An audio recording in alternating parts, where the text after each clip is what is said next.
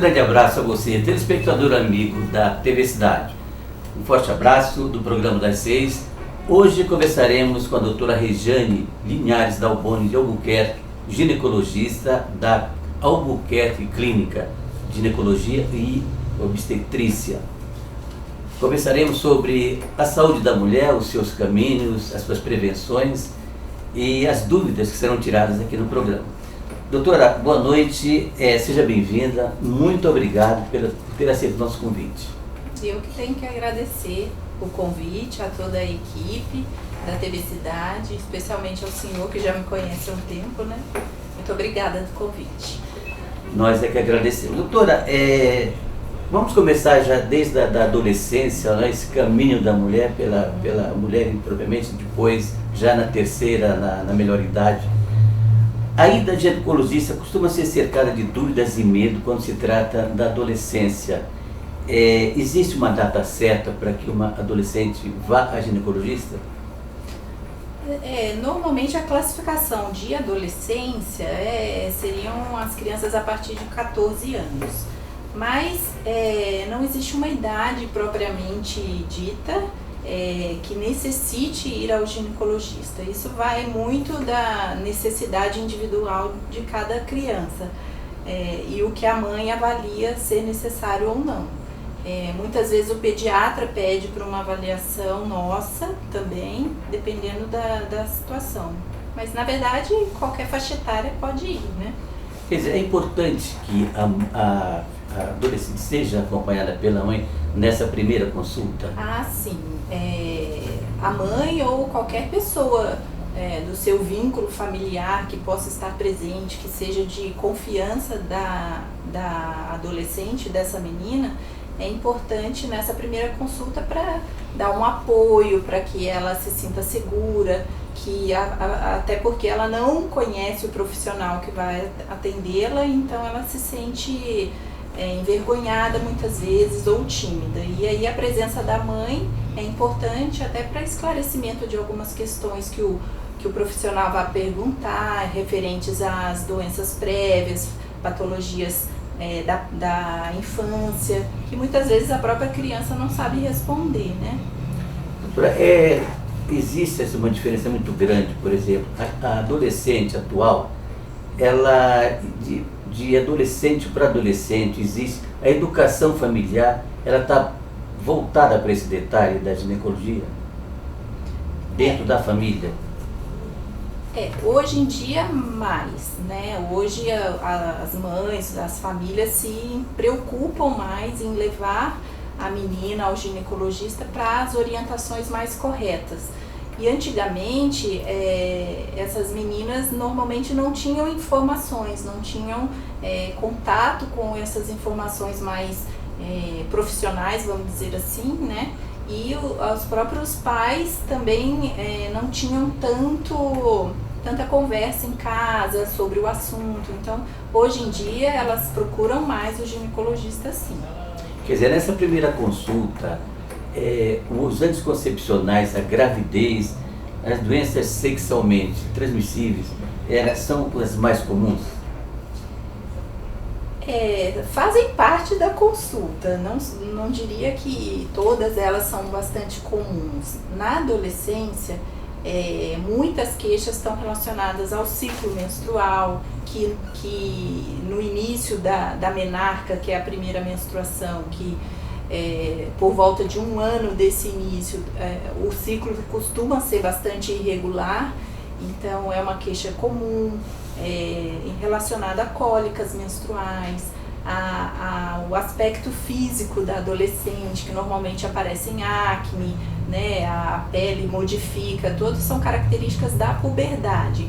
Então, esse é um fator mais direcionado para adolescente, e aí a gente aborda sobre a iniciação da vida sexual também, porque ela precisa ser esclarecida quanto às vacinas, quanto ao risco das doenças que são sexualmente transmissíveis, todo o cuidado que ela tenha que ter, inclusive orientação contra a gravidez também.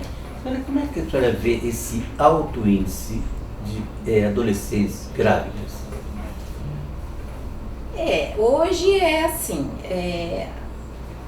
acesso aos métodos contraceptivos, todos têm em serviço público, orientações, hoje pela mídia, todos têm, mas ainda há uma certa dificuldade de entendimento pelas adolescentes e muito pela família, porque algumas pacientes têm medo ou receio que, se forem descobertas usando algum método, os pais ou a família podem criticá-las. Então, fazem muita coisa por orientações de colegas ou às escondidas e os métodos podem falhar.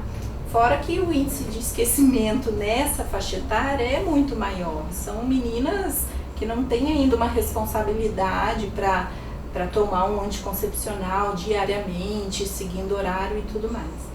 Mas algumas orientações já vêm mudando nessa faixa etária sobre contraceptivos. Então, hoje em dia tem recomendação para os métodos de longa ação, chamado LARCs, que são os métodos que têm uma duração maior e não necessitam da lembrança da paciente, né? Como, por exemplo, o uso de DIUs. Elas são liberados para as meninas jovens, adolescentes, só que há pouco tempo atrás isso ainda era muito criticado, mas hoje os congressos, todos os estudos mostram que é muito mais seguro para elas e diminui muito a incidência de gravidez não desejada nessa faixa etária. Quer dizer, dentro dessa faixa etária, esse alto índice de gravidez na adolescência, ela existe, por exemplo, dentro da classe social, aquela classe social menos prevalecida, o índice é maior ou menor? De gravidez? Isso. A classe menos favorecida acaba sendo maior, né? Porque eles têm acesso ao método, como eu falei, no serviço público, mas muitas não sabem usar por desinformação e não seguem o método e acaba tendo uma incidência maior de falha. O nível social um pouco melhor, hoje em dia tem mais orientações, mais acessos, podem usar métodos esses que eu disse de longa ação, que são os DIUs, os implantes ou os contraceptivos injetáveis trimestrais que podem ser usados. E eles são mais eficazes em relação à taxa de falha de gravidez do que os outros métodos, como pílula, preservativo e outros métodos. Quer dizer, a presença da mãe, ela é necessária, por exemplo, para ela falar sobre o histórico familiar, sobre as doenças da infância, ciclo menstrual e doenças na família, entendeu? Isso realmente acontece? Ah, sim. Eu acho que a presença da mãe na consulta, num primeiro momento, para dar todas essas informações que são extremamente necessárias para nós profissionais ginecologistas que vamos fazer uma boa anamnese, faz parte da consulta, fazer um interrogatório sobre as doenças pregressas, o antecedente familiar, e muitas vezes a menina não desconhece essas informações. Então a mãe é a pessoa mais indicada para dar essas orientações, né? E acho necessário. Ela só precisa ter habilidade, muitas vezes, de deixar a paciente se expressar, que isso é importante para a gente ter um conhecimento da paciente e perceber quando é necessário que ela fique sozinha com o profissional, porque muitas vezes as meninas têm uma certa timidez ou querem conversar mais diretamente alguns assuntos muito íntimos, diretamente com o profissional, sem a presença da mãe. Então, isso que eu ia perguntar. É visível dentro desse medo, nessa primeira consulta, a timidez e o medo, você percebe, por exemplo, quando uma adolescente ela quer falar alguma coisa, não fala, por causa da presença da mãe, e como é que o profissional age, no seu caso? Percebe-se, a gente percebe quando ela tem necessidade de fazer alguma pergunta. Graças a Deus isso hoje em dia tem mudado um pouco, porque algumas mães são bem abertas, bem mais amadurecidas nesse ponto, sabem da importância para ter uma informação correta, né? E muitas vezes permitem que a filha fale ali tudo na hora, ela mesma vai entrando no assunto. Mas a gente ainda se depara com muitas mães tradicionais, mais reservadas e que não gostam que toque no assunto. E aí eu, assim, como profissional, a gente percebe a ansiedade e a vontade de saber informações, mas não consegue perguntar na presença da mãe.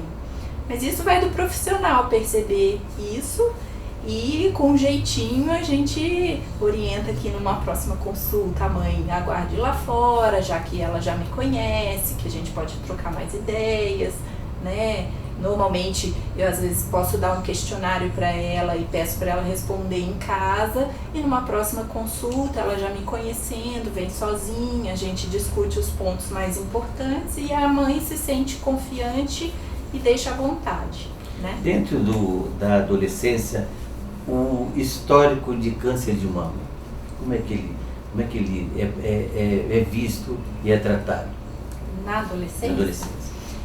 É uma faixa etária que não é muito comum câncer de mama nessa faixa etária, mas faz parte de todo exame físico e toda consulta a gente se preocupar sempre com as mamas.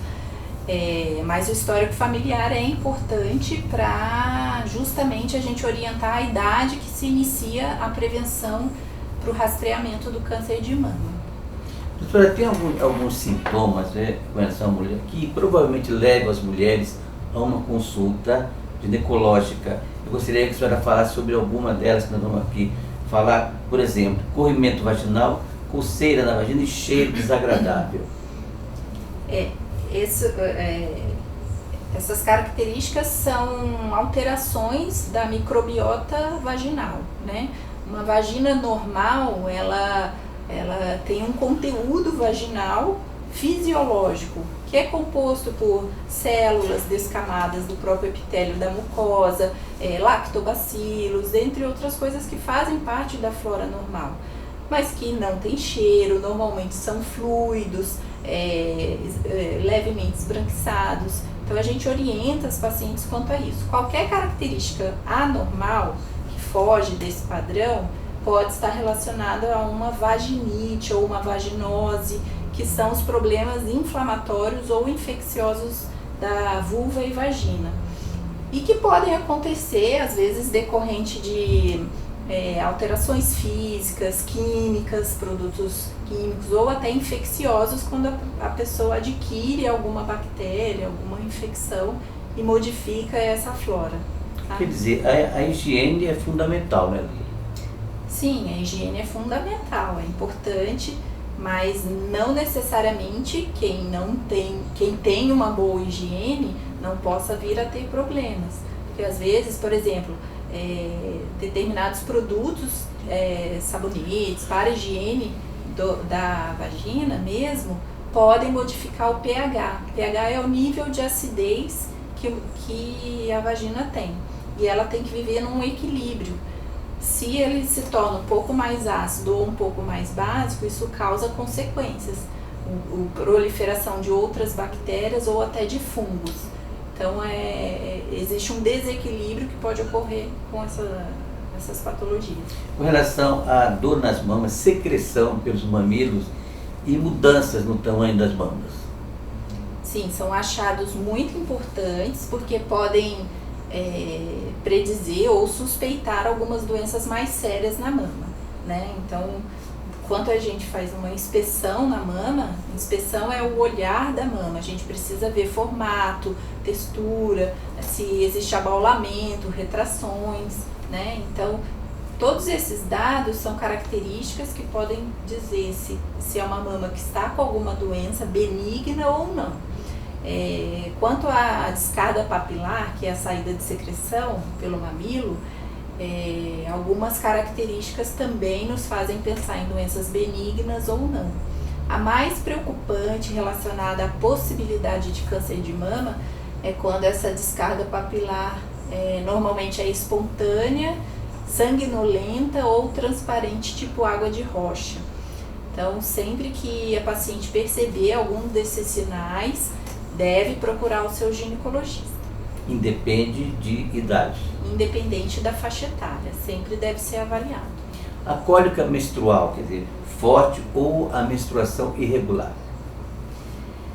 A menstruação irregular, ela pode estar relacionada a muitos fatores, hormonais, inclusive, até de outros hormônios, não só relacionados à produção de estrógeno ou progestágeno, pode estar relacionado à alteração até na glândula tireoide, pode alterar o ciclo menstrual. E as cólicas menstruais é bem comum a queixa no consultório e nós temos que estar muito atentos a essa situação. Porque muitos acham que ter cólica é normal e não é normal. Ter cólica menstrual, a cólica menstrual é um processo inflamatório do endométrio no período em que ele vai descamar e ser eliminado. Mas uma cólica desconfortável, excessiva, não é normal e muitas pacientes acham que seja.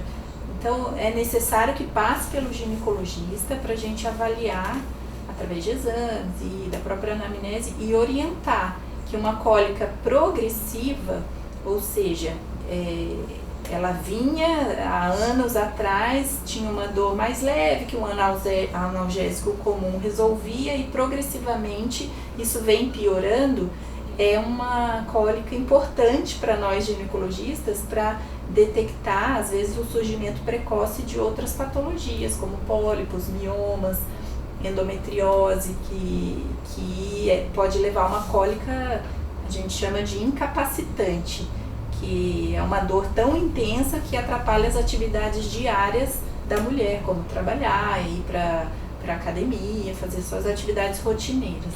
Mas sabe que a cólica, realmente, muitas mulheres são afetadas por ela de uma forma muito intensa. O que pode causar? Então, por exemplo, o estresse pode ser um fator que causa essa cólica de uma forma anormal? Não, cólica é um processo inflamatório, uterino, né, de descamação do endométrio. Então, as cólicas, como eu disse, elas podem ser progressivas e isso aqui é o grande problema. Nós temos que ficar sempre atentos às cólicas desde o início da menarca, porque já pode manifestar algum problema. É a primeira menstruação. Então, tem meninas que já menstruam com bastante cólica. Isso pode evoluir para doenças futuras pelo processo inflamatório uterino. Como é que ela é detectada? Como é que ela pode ser definida como uma cólica progressiva? A partir de que forma? Progressiva a gente chama uma cólica que iniciou quando ela surgiu a primeira vez, né? Independente, a gente orienta medidas analgésicas naturais, como compressa, analgésicos leves que são usados e que ela melhora.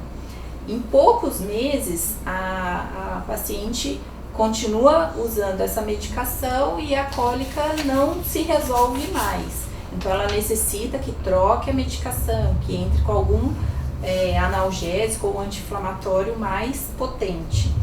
Então, isso a gente vai caracterizando como cólica progressiva, ou seja, ela cada vez necessita de mais doses de um analgésico ou trocar sempre de analgésico porque não está mais resolvendo o problema da dor. Então, essa é uma dismenorreia, é o nome correto da cólica menstrual, mas é uma situação muito importante que a gente tem que se atentar, porque são essas pacientes que podem evoluir para doenças uterinas, como os pólipos, os miomas, a endometriose, que hoje em dia se fala bastante e pode ter bastante consequências, né? Como infertilidade é uma delas. Dentro desse sintoma, o risco ou exposição a alguma doença sexualmente transmissível? Sim, é outro dado muito importante que precisa ser bem orientado às pacientes sobre as doenças sexualmente transmissíveis. Depois do boom que foi a epidemia do HIV lá atrás, a geração atual não conhece essa doença, porque hoje em dia é tratada, né? As pessoas vivem relativamente bem. E então a geração atual não usa preservativo e muitas vezes e acabam adquirindo doenças que já nem se falavam mais. Por exemplo, a sífilis voltou a ter um crescimento muito grande e era uma doença que não tinha mais tanta descoberta e incidência nos dias de hoje. Mas pela falta de uso de preservativo, isso vem acontecendo. São várias as doenças sexualmente transmissíveis. Muitos pensam somente no HIV, mas existe, como eu falei, a sífilis, o HIV, as hepatites B e C são transmissíveis. Clamídia é uma doença relacionada à doença inflamatória pélvica que pode levar à infertilidade e muitas vezes não dá sintomas, não dá secreção vaginal, não passa despercebida. Algumas vezes só o ginecologista consegue detectar no exame físico ou através de alguns exames complementares. Então é muito importante que a gente oriente isso para o paciente, que é necessário, a única forma que nós temos de prevenir DST é vacinando para as que têm vacina ou usando preservativo para evitar o contato com essas doenças. Com relação aos exames das mamas, prevenção ou diagnóstico das doenças mamárias, ela cresce, a procura da mulher cresce no Outubro Rosa?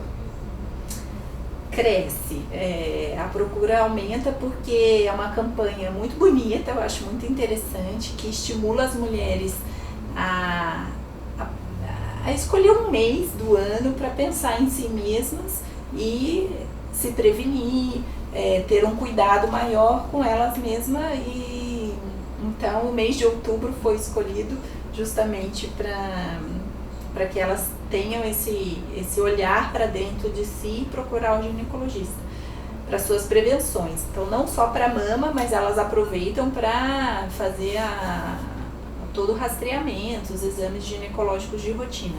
Aumenta um pouco sim a procura. Porque na verdade o ideal é a mulher não procurar somente em datas específicas. Não. Eu acho que o ideal é ela realmente manter uma regularidade, não é isso? Não, e muitas mantêm, são disciplinadas, procuram ginecologistas, mas a medicina preventiva nossa, da área ginecológica, ela está muito relacionada ao oportunismo. Quando a paciente te procura, aí a gente aproveita e faz todo o rastreamento dela. Mas hoje a gente vê que sempre quem vai são as mesmas, né? Que tem essa consciência. Então a importância da campanha é justamente lembrar aquelas pacientes que não procuram o ginecologista com rotina que ela precisa ter um olhar para ela mesma e pelo menos fazer o seu rastreamento. Então eu digo que aumenta a procura nesse sentido, porque daí elas acabam sendo orientadas que é importante essa preocupação com si mesma, né? É comum, independente da especialidade médica, os congressos. Como é que está a ginecologia, os avanços dentro da ginecologia com relação aos tratamentos, às inovações, às descobertas? Hoje os congressos são muito interessantes, né? E são necessários para que a gente esteja sempre atualizado em várias áreas. A ginecologia é uma área que se cuida da saúde da mulher, mas dentro dela existem muitos subtipos de áreas específicas e que cada uma delas vem avançando muito. Por exemplo, existe a cirurgia laparoscópica, mais direcionada para as doenças pélvicas, endometrioses e tudo mais, infertilidade, extremamente importante. Na prevenção do câncer de colo do útero, há umas décadas atrás só se existia o Papa Nicolau, que é um exame que é colhido um material e avalia a morfologia celular do colo do útero. Há décadas atrás só existia isso. E hoje em dia não mais. A gente tem exames mais avançados para detecção do HPV, citologias mais um pouco mais específicas assim para o colo do útero. Então são avanços que estão melhorando a nossa detecção precoce, né, em relação ao câncer de colo do útero. Na mama, por exemplo, o avanço da mamografia também, que antes era uma mamografia convencional, hoje já existe a mamografia digital com melhor imagem, já existe a ressonância magnética que auxilia muito nos casos mais duvidosos, as punções, né, para detecção de câncer em estágio inicial da mama. Então todas as áreas a medicina vem avançando muito e graças a Deus estamos estudando para que cada vez a gente consiga trazer uma detecção precoce nas doenças para trazer qualidade de vida para a mulher. Porque basicamente a ginecologia ela cuida da prevenção, é muito importante isso. Quer dizer, por conseguinte, os avanços nos medicamentos também, eles acompanham. Eles também evoluem. Novos medicamentos, novas descobertas. Sim, a indústria farmacêutica está sempre estudando e evoluindo e auxiliando a gente nessas situações, né? Professora, com relação ao exame pélvico, dos genitais externos, o exame especular, o toque vaginal e o toque retal. Seria, professora, falasse um pouquinho sobre cada um, isso, né?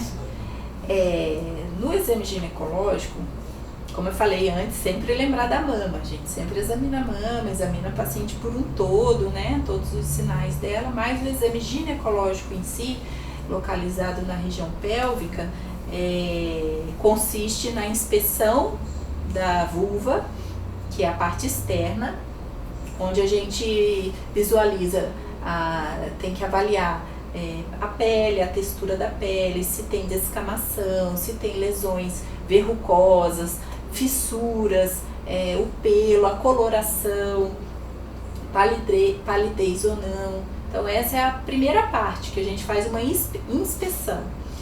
Depois a gente avalia o canal vaginal, através do exame especular.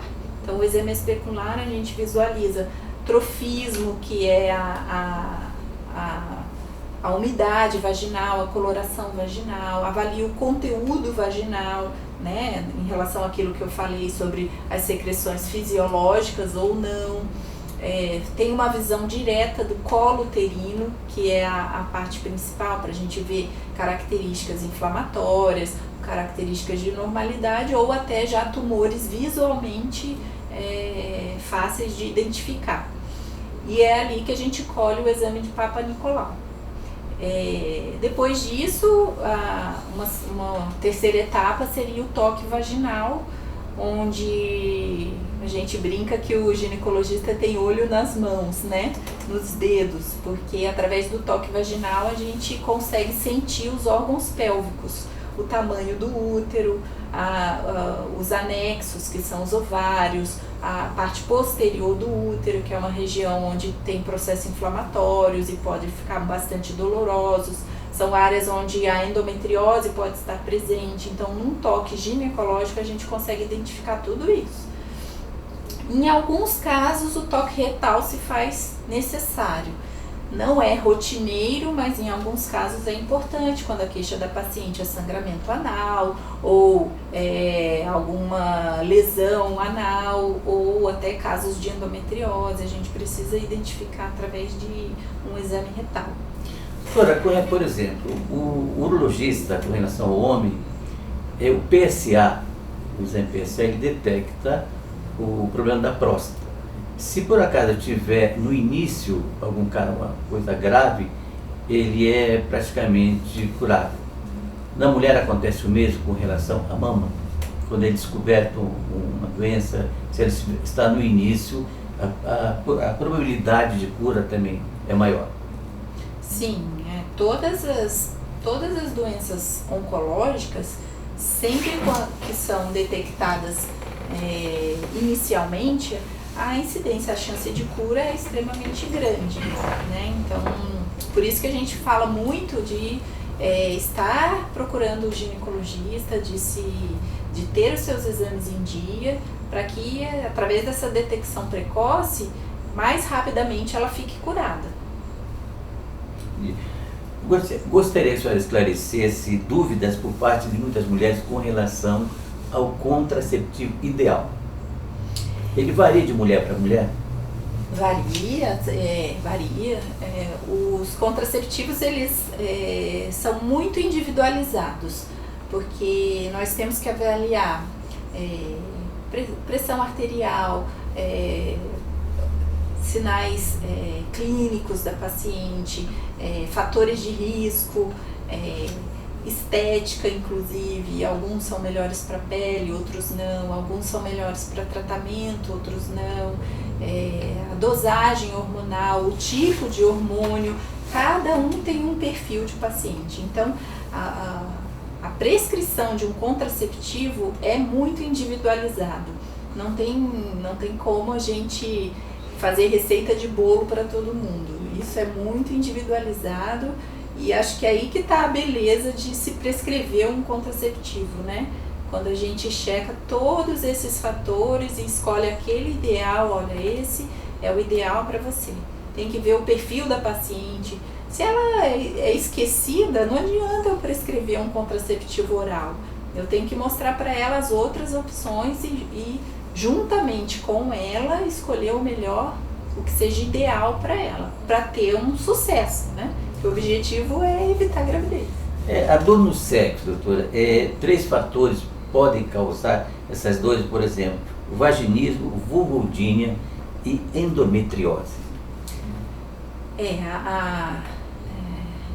A dor relacionada ao coito, né, tem essas causas mesmo. Vaginismo é uma definição de uma contração muscular involuntária do assoalho pélvico. Então, a paciente tem dificuldade quando ocorre uma penetração. Involuntariamente, ela tem uma contração da musculatura. E isso resulta em bastante dor no ato sexual. Muitas vezes, a gente faz o diagnóstico no exame físico,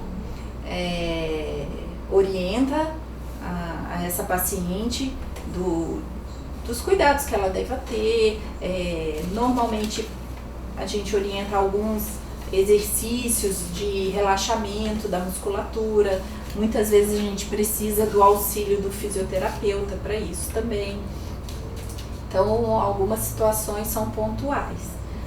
A vulvodínia é também bem interessante, é comum, algumas vezes não é feito o diagnóstico por talvez confundir as definições. Mas a vulvodínia, ela consiste numa dor vulvar localizada na região que a gente chama vestibular, que é a parte mais exposta da vulva. Pequenos lábios, introito, ímen, e é uma dor crônica, que às vezes uma roupa justa, o sentar, o contato naquele local provoca dor, entendeu? Então isso é uma dor muito difícil de tratar, muitas vezes precisa de um tratamento multidisciplinar, né? Medicamentoso também. Eu costumo comparar para as pacientes entenderem a diferença de vaginismo, que vaginismo é uma contração, que vulvodínia seria mais ou menos como dor de cabeça. A gente tem dor de cabeça, a cabeça dói, a vulva também dói, pode doer. Isso é uma vulvodínia, dor na vulva, entendeu? Então, e a endometriose? E a endometriose? A endometriose é um fator extremamente mais frequente, mais comum, e ocorre a dor que a gente chama de dispareunia de profundidade. O que acontece? Os focos de endometriose são células do endométrio que estão localizadas fora do útero. Então, elas se depositam em algumas áreas distintas na pelve feminina e formam nódulos extremamente dolorosos. Então, uma da localização mais comum é retrouterino, na parte posterior do útero, em contato íntimo com a parede, com o fundo vaginal. Então, ao ter uma penetração, elas queixam muito de dor na profundidade. E é um dado para a gente sempre lembrar e investigar endometriose. A senhora concorda? Porque muita gente diz que a endometriose é uma doença da mulher moderna. E muitos também falam que ela é uma doença enigmática, por não ter causa e nem cura. O que a senhora fala sobre isso? Hoje a gente faz mais diagnóstico de endometriose porque a gente pensa mais em endometriose. E temos mais recursos para fazer esse diagnóstico, né? Sempre existiu endometriose, mas hoje fica mais fácil. E eu sempre falo, a gente só faz diagnóstico quando a gente pensa na doença. Se a gente não pensar na doença, a gente não faz diagnóstico. Então, com todos aqueles critérios que eu já falei anteriormente, uma menina adolescente que tem muita cólica menstrual, eu preciso acompanhá-la sempre. Eu não posso simplesmente tratar a cólica e não orientá-la que ela precisa ser vista anualmente ou sempre que for necessário, porque ela é uma forte candidata à endometriose. E então, através dos exames de imagem e de um bom exame físico, a gente acaba fazendo mais diagnósticos de endometriose, mais precocemente, hoje, nos dias de hoje. Então, por isso que é uma doença mais falada atualmente. Agora, realmente ela não se sabe ao certo uma causa exatamente de como se iniciou, né? Sabe-se que tem um fator hereditário, então é importante a gente pesquisar tudo isso numa consulta médica. Diz também que a endometriose ela afeta mais as mulheres com estresse elevado. Isso é falso ou é verdadeiro? Eu diria que o fator psicológico dessas mulheres é que acabam se tornando ruins, né? Porque são mulheres que sofrem de dor crônica por muitos anos. Então, o emocional delas realmente é abalado. Mas eu não diria que o estresse causa endometriose, não é isso. Mas as mulheres que têm endometriose, elas têm um emocional mais abalado, sim. No seu consultório é comum mulheres se queixarem da endometriose? Sim, é comum. Frequente. A urgência de ir ao banheiro, doutora, é um fator preocupante na mulher? A urgência de micção, né, ela pode levar à incontinência urinária.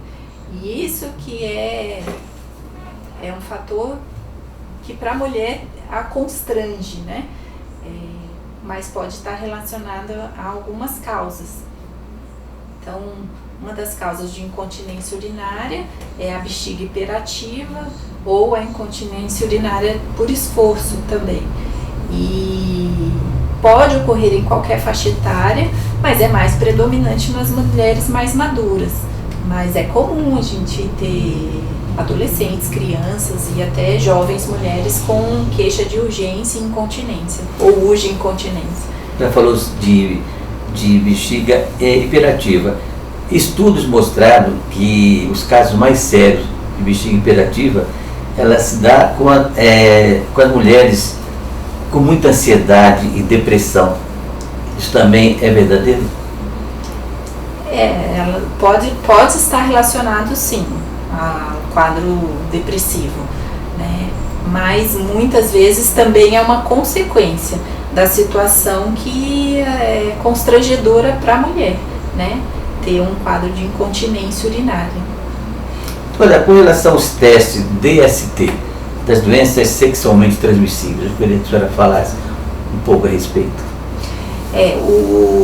O nosso programa de governo disponibiliza os testes rápidos para a detecção das doenças sexualmente transmissíveis já há muitos anos e são bastante confiáveis. Então, qualquer um pode chegar a um posto de saúde e solicitar que sejam feitos testes rápidos para a detecção das doenças sexualmente transmissíveis, que incluem HIV, hepatite B, hepatite C e sífilis. Doutora, com relação, é a ginecologista que costuma pedir os exames que possam detectar entre as mulheres com relação à tireoide um possível desequilíbrio? A tireoide é uma parte do endocrinologista, mas muitas vezes nós ginecologistas que acabamos fazendo um diagnóstico inicial. A glândula tireoide, ela é responsável pelo funcionamento e equilíbrio do metabolismo e o equilíbrio dos sistemas do próprio organismo. Essa é a função da glândula tireoide. Então, quando existe um desequilíbrio, alguns sistemas podem sofrer com isso. E a mulher vem nos procurar justamente com essas queixas, né, de queda de cabelo, ganho de peso ou emagrecimento, fraqueza das unhas, já que são bastante vaidosas, né, e em algumas vezes a alteração do fluxo e do ciclo menstrual também pode estar relacionado a uma deficiência ou uma alteração no funcionamento da tireoide. Então faz parte do nosso rastreamento ou da nossa investigação das causas pesquisar a glândula tireoide. E muitas vezes a gente acaba fazendo o diagnóstico de uma disfunção e podemos iniciar um tratamento e encaminhar o colega endocrinologista que é mais estudado para o caso, né? O que causa o ressecamento vaginal, doutor? O ressecamento vaginal, ele tem algumas causas, principalmente uma delas é a diminuição do nível de estrógeno, que pode acontecer em algumas situações fisiológicas da mulher. Por exemplo, na amamentação, quando a mulher está amamentando, os níveis de estrógenos diminuem, porque aumenta o nível de prolactina para a produção do leite e a vagina acaba se tornando um pouco mais ressecada e é uma queixa comum de desconforto na relação sexual. Outra situação fisiológica é no climatério, quando a mulher entra na menopausa. Então ela também diminui os níveis de estrógeno, ela diminui os níveis hormonais e, como consequência, tem um ressecamento vaginal também. Doutora, e o famoso tô para matar, ou seja, o famoso TPM? TPM. Por que a mulher fica naquele estado? A TPM é onde predomina um outro tipo de hormônio, que após a ovulação existe uma predominância dos níveis de progestágenos, que são produzidos pelo corpo lúteo após a ovulação. E é um hormônio que deixa a mulher um pouco irritada, né? Então, a TPM existe, é fato, não é invenção da mulher, mas existem níveis de TPM, né? Umas levam muito bem, outras não, mas podem se tornar facilmente irritadas, compulsivas, um pouco mais agressivas, com alteração de humor, muitas vezes depressivas, chorosas, algumas têm compulsão por doces, e depois que menstrua tudo passa.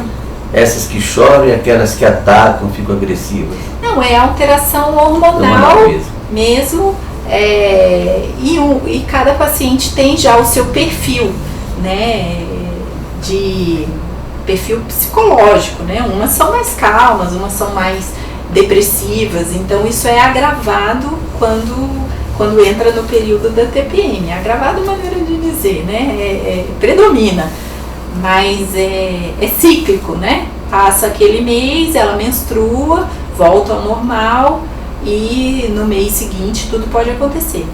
Existem níveis ou graus de TPM que necessita de tratamento, porque algumas vezes a paciente se torna extremamente agressiva, extremamente irritável, nem ela se aguenta, né? E os familiares ao redor também não. Então a gente trata para que exista um equilíbrio né? Pode ser tratado com medicamentos para essa fase, ou muitas vezes, quando existe alguma situação que ela tenha outras alterações, por exemplo, menstruais, que necessitam menstruar menos ou que gostem de menstruar menos, às vezes um contraceptivo que inibe a menstruação da mulher também trata a TPM. Doutora, vamos falar sobre a terceira idade na mulher. É uma das perguntas mais frequentes das mulheres da terceira idade, é se elas ainda precisam fazer a mamografia ou outros exames genitais. A mulher, ela necessita fazer os exames de rastreamento, segundo a Sociedade de Mastologia, a partir dos 40 anos, de maneira anual. O Ministério da Saúde recomenda que seja bianual, mas é necessário e não tem idade para alta o exame mamográfico, né, das mamas. Então, é importante que ela sempre compareça ao médico para esse exame de rastreamento. O exame de Papa Nicolau, que também é de grande importância, ela pode... Hoje existe uma recomendação da Sociedade de Patologia Cervical, de Prevenção do Câncer de Colo do Útero, que as mulheres iniciem a sua prevenção a partir de 25 anos até os 64, 65 anos. E se ela tem exames 2 ou 3 consecutivos normais, anuais, ela pode passar a fazer esses exames trienalmente. Então, hoje se tornou isoladamente, cada situação de cada paciente a gente vai avaliar. Se ela necessita que seja um exame anual, bienal, trienal, então cada caso é um caso. Os riscos de doenças no organismo feminino, eles aumentam com a idade? Sim, algumas doenças são mais prevalentes dependendo da idade, né? Uma delas, assim, as doenças degenerativas articulares, que são as osteoartroses, artrites, osteoporose. Então, são mais comuns na terceira idade, né? As doenças mentais também, né? Demências podem ocorrer, então precisamos ficar mais atentos. E as oncológicas, que fazem parte também do envelhecimento. Então, precisamos nos atentar na mulher com essas doenças oncológicas da mulher e não esquecendo também do intestino, que o câncer de colo retal também é bem predominante e deve ser investigado também. A ida no consultório de uma mulher da terceira idade, ela se torna mais frequente? Existe um cuidado por parte dela para procurar um ginecologista? Atualmente sim, acho que com tanta campanha de orientação e informação da importância que nós temos nessa prevenção, as mulheres mais idosas têm procurado mais os ginecologistas. Ainda existem aquelas mais tradicionais que não vão, que são mais resistentes a procurar o médico, mas tem mudado sim, elas estão ficando mais conscientes, né, da necessidade. Dentro da sua área, com relação à automedicação, existe esse cuidado? Existe aquela mulher que vai na farmácia e por conta própria, porque é a vizinha, porque é amiga, porque fulana, olha, isso aqui faz bem. Isso existe, não existe? Existe. Infelizmente, na nossa cultura, alguns remédios podem ser comprados sem receita. Então, muitas acabam adquirindo esses medicamentos, como o senhor disse, por orientação de vizinhos, amigos, ou até mesmo pela mídia, né? E fazem esse tratamento. Não é o ideal, porque muitas vezes podem estar mascarando alguns sintomas e alguma situação que depois pode se agravar e precisar do médico. A ultrassonografia pélvica é uma forma de identificar o câncer de útero e de ovário em fase inicial? Ela é importante para avaliação, mas não faz prevenção, né? Prevenção é diferente de detecção precoce.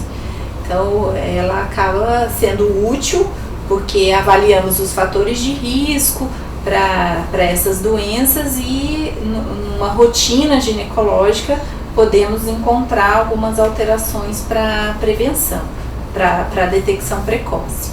Mas é importante sim, porque quando é o método que a gente tem para avaliar os órgãos internos. O melhor método, um dos melhores para a parte ginecológica é a ultrassonografia e algumas vezes necessitamos da ressonância magnética também, da pelve. O risco de câncer de mama, ele aumenta também com a idade mais avançada na mulher? Aumenta.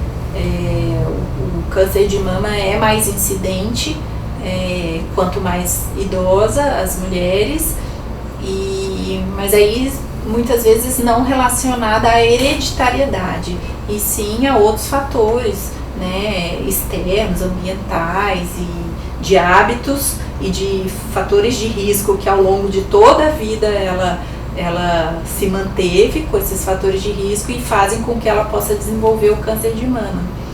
Um dos fatores de risco para câncer de mama importantes é a obesidade, sedentarismo, o tabagismo, a própria ingesta muito grande de açúcar pode estar relacionada à ingesta de álcool, podem ser fatores que podem expor a mulher a mais fatores oncológicos e desenvolver o câncer de mama, sem ter o caráter familiar, né?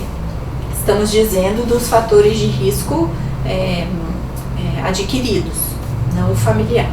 Doutora, urologista, dentro com relação ao homem, a próstata, existe o fato de que o negro ele tem uma possibilidade maior de adquirir o câncer de próstata. Isso acontece na mulher também?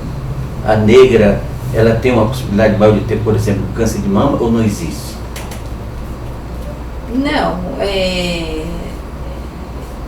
Não tem essa correlação. A gente sabe que algumas raças têm menor incidência de câncer de mama, como as orientais, tem menor incidência de câncer de mama, mas o ocidente é mais predominante. Gostaria que a senhora falasse um pouco sobre o Papa Nicolau.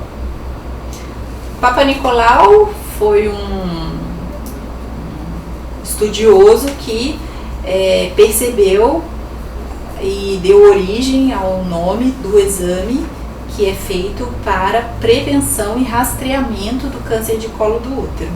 Então, na década de 60, mais ou menos,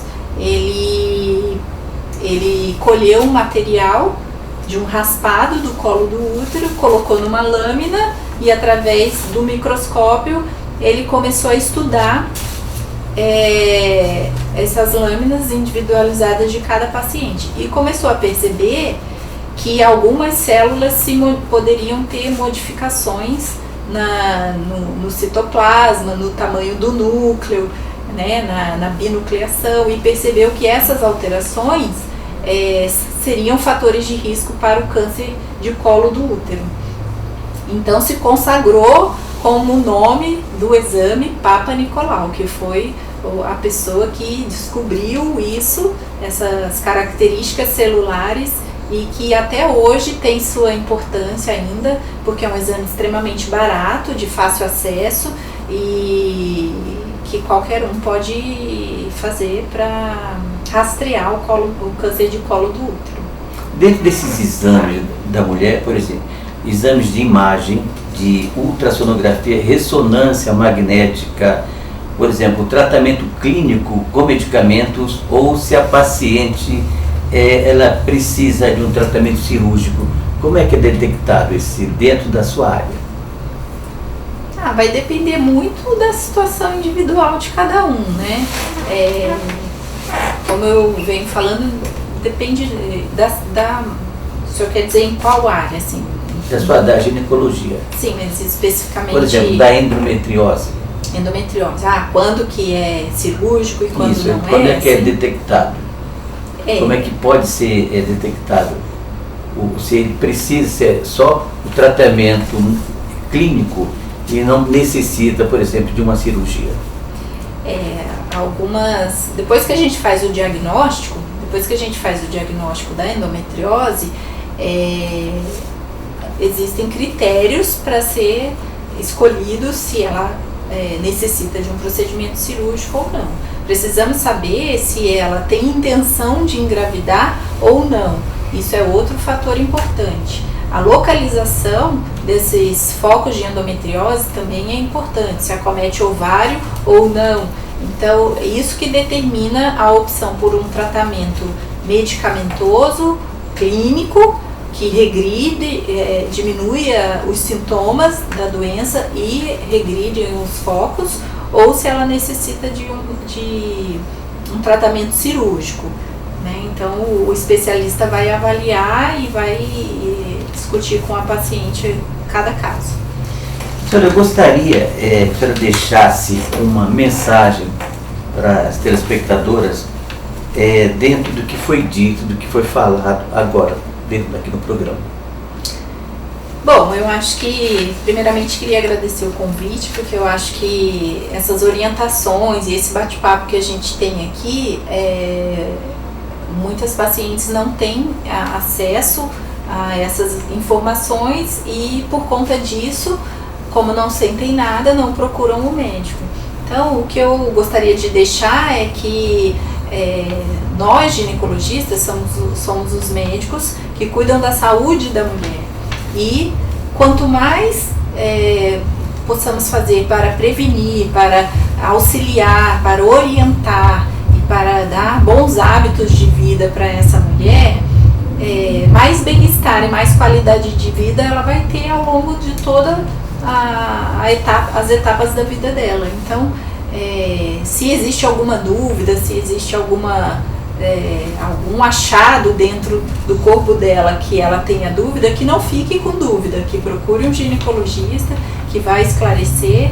E eu sempre digo, é muito melhor você ter os seus exames em dia e saber que está tudo bem e que naquele ano você está saudável, do que ficar na dúvida e ter uma surpresa futura depois, né?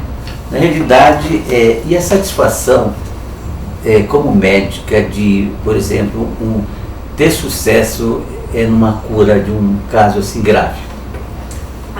Eu acho que é uma das situações mais gratificantes para nós profissionais, né? Quando a gente consegue dar um bem-estar e melhorar a qualidade da paciente, resolver o problema que ela está, isso não tem preço, como a gente diz, né? Acho que é a nossa função como médico. Nós estamos aqui para cuidar, para orientar, para tratar, e quando a gente atinge esse objetivo é muito gratificante. Doutora, agradecemos a sua presença, a sua atenção, foi muito solícita, muito atenciosa, e é sempre importante para você que nos assiste seguir os conselhos, né, da doutora. A qualquer sinal de algum problema de saúde, procure uma ginecologista, porque esse é o caminho para que você tenha uma qualidade de vida melhor, entendeu? Para que nada de grave aconteça a você.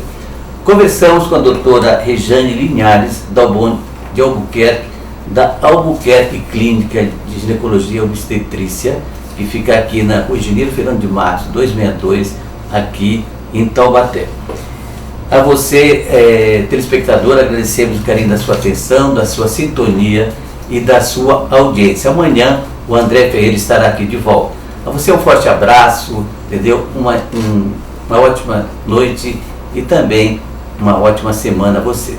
Fique em paz e jamais deixe de acreditar em você, de acreditar em Deus.